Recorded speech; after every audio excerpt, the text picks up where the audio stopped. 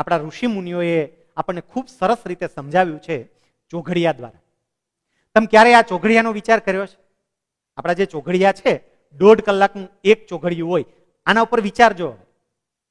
1.5 કલાકનું એક ચોઘડિયું હોય, 12 કલાક દિવસના અને 12 કલાક રાતના, એટલે 12 કલાકને તમે 1.5 વડે ભાગો, 8 ચોઘડિયા થાય.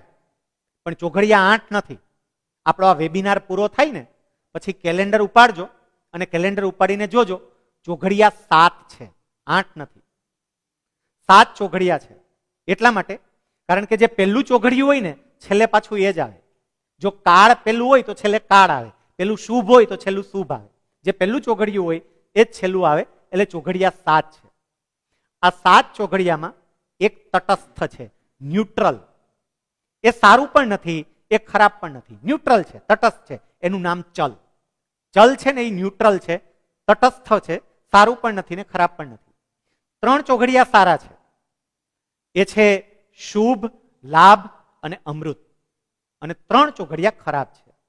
એ છે ઉદ્વેગ, રોગ અને કાળ. આપણા ઋષિ મુનિઓ આ ચોઘડિયાની પરંપરા દ્વારા આપણને એ પણ શીખવે છે કે આ જગતનો પ્રત્યેક માણસ ચલ ચોઘડિયા જેવો તટસ્થ છે. એ સારો પણ નથી, એ ખરાબ પણ નથી, એ હોશિયાર પણ નથી, એ ઠોઠ પણ નથી. ચલની જેમ તટસ્થ છે. પણ એની આજુબાજુની વ્યક્તિ અને વિચારો કેવા છે એના આધારે કાં તો એની યાત્રા શુભ, લાભ અને અમૃત તરફની થાય અને કાં તો એની યાત્રા ઉદ્વેગ, રોગ અને કાળ તરફની થાય. જો વ્યક્તિની આસપાસના વિચારો પવિત્ર હશે ને તો એના જીવનમાં બધું શુભ બનશે. અને જીવનમાં શુભ બને એટલે બધો જ લાભ મળે. અને પછી અમૃત એટલે એ વ્યક્તિને કાયમ માટે બધા યાદ રાખે. પણ જો આજુબાજુની વ્યક્તિ અને વિચારો અપવિત્ર હશે તો એમને ઉદ્વેગ, અશાંતિ થશે. અને અશાંતિ થાય એટલે રોગ આવે અને રોગ પછી કાળ, એનો નાશ થઈ જાય. આપણે નક્કી કરવાનું છે કે આપણી આસપાસની વ્યક્તિ અને વિચારો આપણે કેવા રાખવા છે. અને જો તમારી આજુબાજુની વ્યક્તિ અને વિચારો એ હકારાત્મક હશે, પોઝિટિવ હશે, તો સમજી રાખજો વિદ્યાર્થી મિત્રો, ગમે એવી આપત્તિની વચ્ચે પણ તમે ટકી શકશો. વાલીઓ પણ જરા આ બાબતનો વિચાર કરે. મારે 2 ઘટનાઓ કહી અને પછી વાતને સમાપ્તિ તરફ લઈ જવી છે. એક વાલીઓ માટે અને એક વિદ્યાર્થીઓ માટે. પહેલી વાત મારે વિદ્યાર્થીઓ માટે કરવી છે કે તમારી આજુબાજુના જો વિચારો પવિત્ર હશે, શુદ્ધ હશે, તો તમે શું કરી શકશો અને તમે ક્યાં પહોંચી શકશો, કેવી પરિસ્થિતિની વચ્ચે પણ તમે સ્થિર રહી શકશો. મારા ગામનો જ એક છોકરો છે, એમનું નામ છે રોહિત ભાલાડા. મારું ગામ ગોંડલની બાજુમાં મોવિયા, સાવ નાનું ગામ. અને રોહિતની આર્થિક પરિસ્થિતિ ખૂબ સામાન્ય, નળિયાવાળા મકાન. એ છોકરાને ભણવાની બહુ જ ઈચ્છા અને બીજાની મદદથી એ છોકરો ભણવા માટે રશિયા ગયો, MBBS કરવા માટે. રશિયામાં એનો અભ્યાસ ચાલતો હતો. એ જ વખતે એના પપ્પાનું અહીંયા અવસાન થયું. કેવી પરિસ્થિતિ! એકનો એક દીકરો રશિયા ભણે છે, એના પપ્પાનું અહીંયા અવસાન થયું. છોકરાને સમાચાર કેમ આપવા? હિંમત કરીને સમાચાર આપ્યા. અને એ વખતે પેલો છોકરો એવું કહે છે કે જે થવાનું હતું એ થઈ ગયું.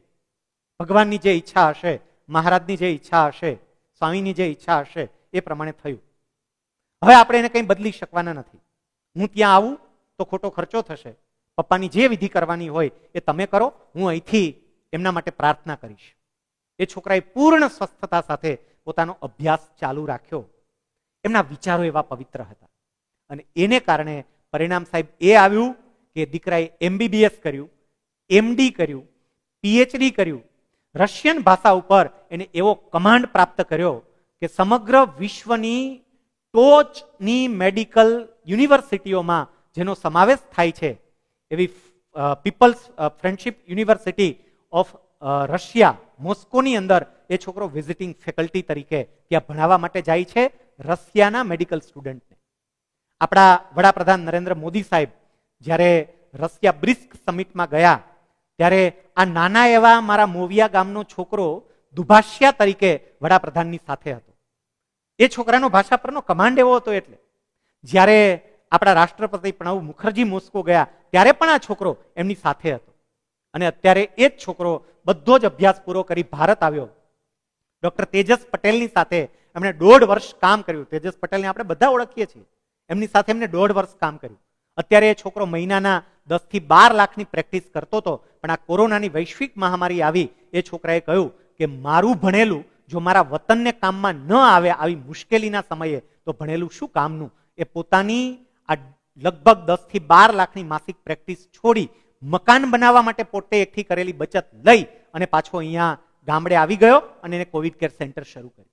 એક છોકરો જો સ્થિર હતો તો આવેલી મુશ્કેલીની સામે પણ એ કેવી રીતે ટકી શક્યો. મિત્રો, હું આપને જે કહેતો હતો કે આ છોકરો જો હકારાત્મક હતો, એની આસપાસના વિચારો એટલા શુદ્ધ અને પવિત્ર હતા, તો એ વ્યક્તિ એના પિતાના અવસાન પછી પણ ટકી રહ્યો અને આ કક્ષા સુધી પહોંચ્યો.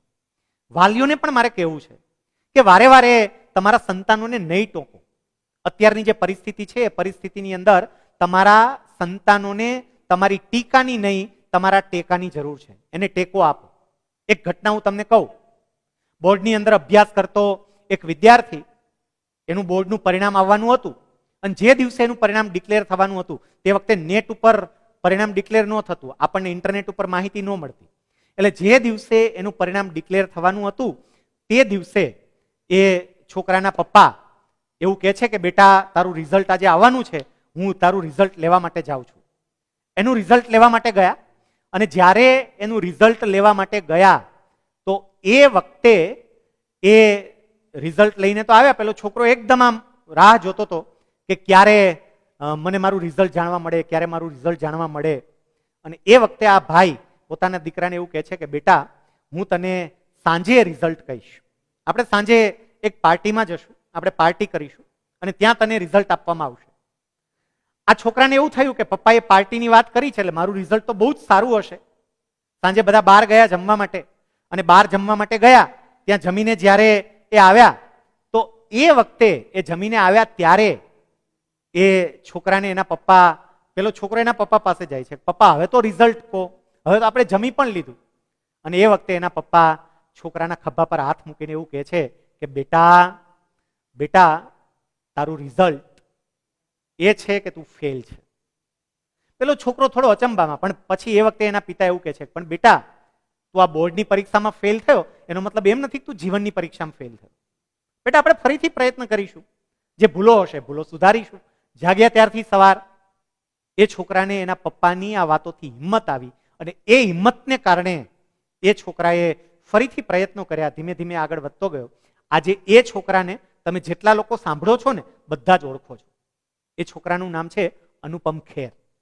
અનુપમ ખેરનું રિઝલ્ટ નબળું આવ્યું પણ એના પિતાએ એને સધિયારો આપ્યો તો એ કઈ કક્ષાએ પહોંચ્યો. હું મારા પ્રવચનની અંદર ઘણી વખત રાજકોટના ઉત્તમ મારુની વાત કરું છું. જન્મતી વખતે જે છોકરાને નાક નહીં, તાળવું નહીં, આંખ નહીં, બંને મગજ કામ ના કરે, પણ એ છોકરો આજે કઈ કક્ષાએ પહોંચ્યો. કેમ? કારણ કે એના માતા પિતા એની સાથે હતા. માટે માતા પિતાએ પણ હકારાત્મક રહેવું. આપણે આ જે કંઈ પણ વાતો કરી એ વાતોનો જે પાયો છે એ એટલો જ છે કે આશાવંત રહેવું, હકારાત્મક રહેવું અને હકારાત્મક વ્યક્તિઓની નજીક રહેવું.